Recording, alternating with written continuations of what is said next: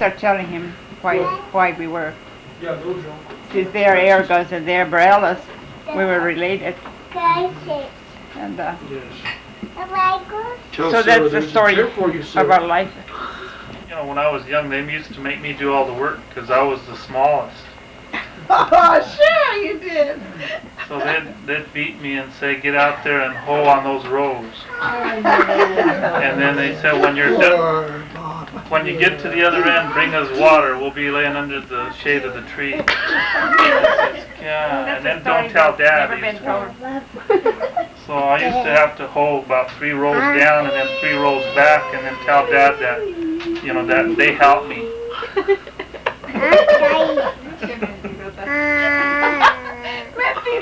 And it wasn't easy because I had to drag the water jug back. How much all that is true. That made a good guy out of you. Well, the water jug part was true.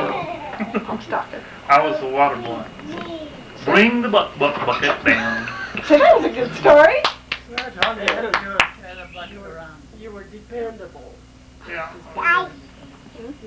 I think so. Yeah, Daddy, that's Daddy. Now, And I do remember though when, like working the beats, we used to have my oh, he really did work in the beach?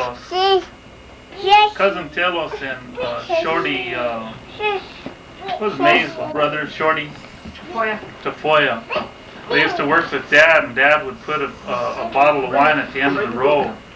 So, you know, like we'd be working, and us, the kids, we'd take like 1 row of beats down. But these guys were pretty good. They'd hustle down the rows with a couple, going down 2 rows at a time, you know, and at the end they'd have their reward waiting for them. So Dad would have so much of left in a wine bottle. So they'd get down and have a shot, and then they'd work the rows coming back the other way and have a shot on the other end. You guys would get mad at me because I'd be drinking water, and they'd get rid of that stuff, and they'd get all upset. They go, man, have some Klinkle.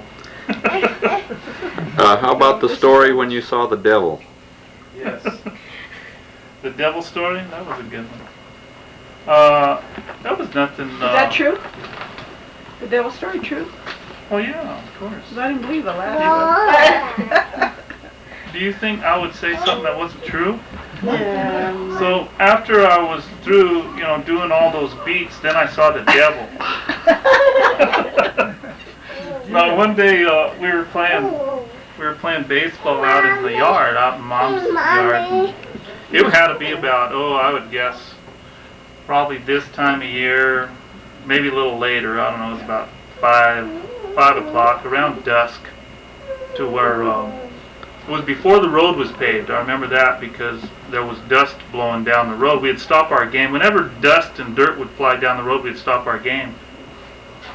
And this particular time, I was either catching or up to bat. I don't remember exactly which because I was looking at everybody else. Then the dust started blowing down the street, and out of the dust, this little demon jumped up and started running around, and so I was looking right at it, and I saw him taking off, and he ran.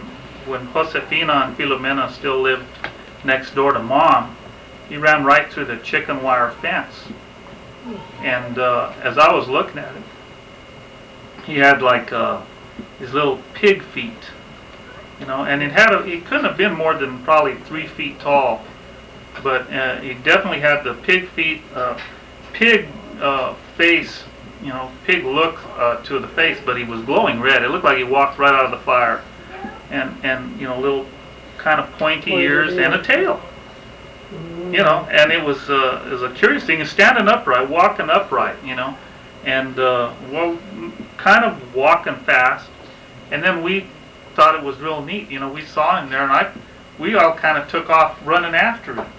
And so we ran down the alley because he was moving like, you know, totally oblivious to us being there. I mean, it looked like he was just going, just there and moving, you know, and it wasn't frightening, it was just there. But he came out of the dust, went through the fence and down the alley, and we were going down the alley, and the weeds in the alley were you know, taller than we were and taller than that little creature was. So we got, you know, probably to the Y in that alley a little further going toward the Borales. And we thought, you know, we're crazy for chasing this thing. What if he stops and starts coming back at us, you know? What would we do if we got him? So we turned around, boy. I said, I'm not, you know, I was kind of leading the pack down the alley because I saw him and I was running. And I thought, God dang, what if I, you know, I'd grab him or does anything, you know? I'd start beating it back the other way. I thought, I don't want to deal with this thing, you know? But then we talked about it later. All those guys kind of sat there and I probably saw what was the clearer thing because I was looking into it. The other guys have their eyes closed waiting for the dust to clear. But everybody seemed to have seen something, you know, like a red blur or a little red object running through there, and it was kind of interesting. Nobody, you know, really. I don't think anybody really saw the same thing. You know, it's kind of like we all saw something, but everybody saw, you know, what they believed the thing was. And afterwards, I was kind of thinking, well, it was probably like a little demon. Not really a devil thing. It was kind of like a little demon because it was tiny. It was, you know, a little 3 foot high creature. Did it have horns? Oh, you know, I don't specifically remember horns on it as much as I remembered the little, you know, the hoof feet and the tail. But Did it ever cause any nightmares? no. Never had any problems with that at all. You know, it's kind of it was too real to be worrisome. And then the thing that I always relate to, you know, like if you believe in God, then obviously you believe in the devil. So seeing one really shouldn't be that, you know, that far out or that. Did it unreal. disappear? Yeah, well, it just disappeared down the alley into the weeds. You know, we just lost it. And in those days, they didn't cut all the weeds in the alleys and all that. When it first appeared, where did it come from? Well, there was a kind of the wind was blowing and a bunch of dust was going down the road. It was just still a dirt road here, and it just materialized out of the dirt, out of the dust. A lot of times when you see a whirlwind, they tell you that's the devil. The devil's in there, so maybe that's where it came from. That's obviously where it came from because you know, there's got to be more. There's got to be more stories facts like to some that. of those stories. You know, I couldn't have made them all up.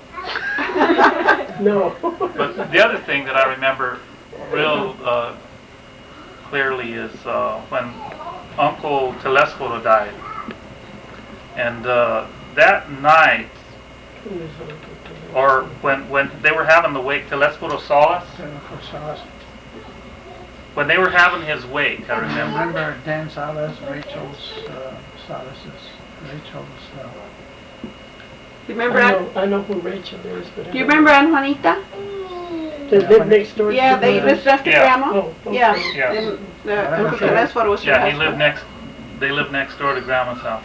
Okay. And they had the wake in the house, I remember. The body was in the house.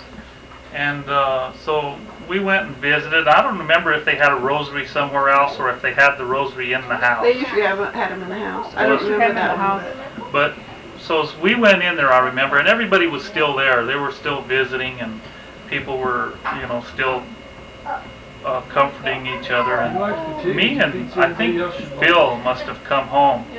And it was already dark. And Santiago was living outside, you know, in his place, and he had the wood pile and stuff out there, and he was sitting outside, and it was a beautiful night. It was starry and everything. And so we were sitting out there talking to Santiago about, you know, about the wake and about all that, and out in the yard, this ball of fire, I don't know where it came from. It just Here? In this yard? Yeah. Same yard, I mean, just a little further Yeah. over from the devil deal. Oh. Yeah. But anyway, this ball of fire just started bouncing around the ground, started going around in a huge circle, probably about 30-yard circle, going around like that. And I'm looking at Phil and Santiago, and Santiago's, you know, just like, so what, you know. and the thing went around like that, and then it goes zoom, like a shooting star, only backwards. And he said in Spanish, you know, like, pues su tíos, you know, like his soul's going up to heaven. And, you know, like, so what? You know, like, well, your uncle's soul went to heaven. Who said that? Santiago. Oh, did he? Yeah. But why would it be bouncing around and why was it in a red ball? Well, it wasn't necessarily, you know, just like a ball of fire, a fireball of white and red, you know, like fire, kind of. I don't know. I never stood around to ask. But we stayed there and talked about it, and, you know, and it was like, it was real natural to Santiago, you know, and you know, it just happened, I don't know. How do we bless the family? How do you bless a family? I don't know. As long as you say, bless you all, that'll do it. Okay. Gesundheit. My dad used to say, bless you all. In the name of the Father, and of the Son, and the Holy Spirit, amen. There, That's it. in the name of the Father, and the Son, and the Holy Spirit. It's been a nice All our day. family. And we It's been a hope nice that, day. It's been we nice hope to that see your all of you. grandma recovered from her problem. Thank you. Are you work with Yeah, I work with Ruben's brother in California? Ruben's home. He's a judge out there, so we work together a lot. I don't know too much. Well, in fact, I don't know anything about the family.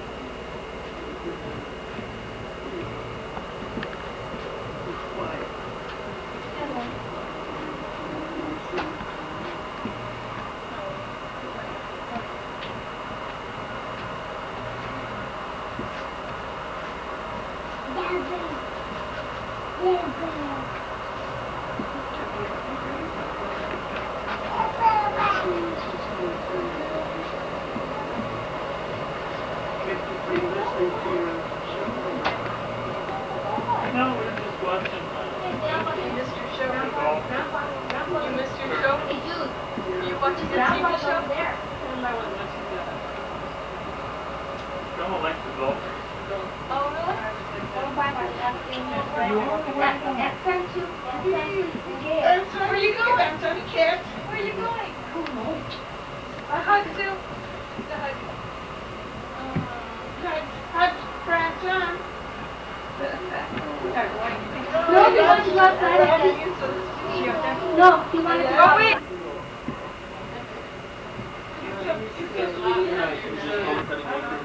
My baby. He's my brother. This is our weekend dinner.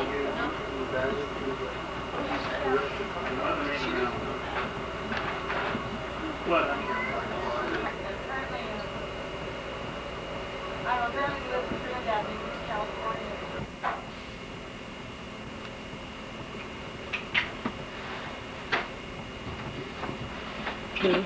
Benji's not. I don't know. Well, Benji's not working.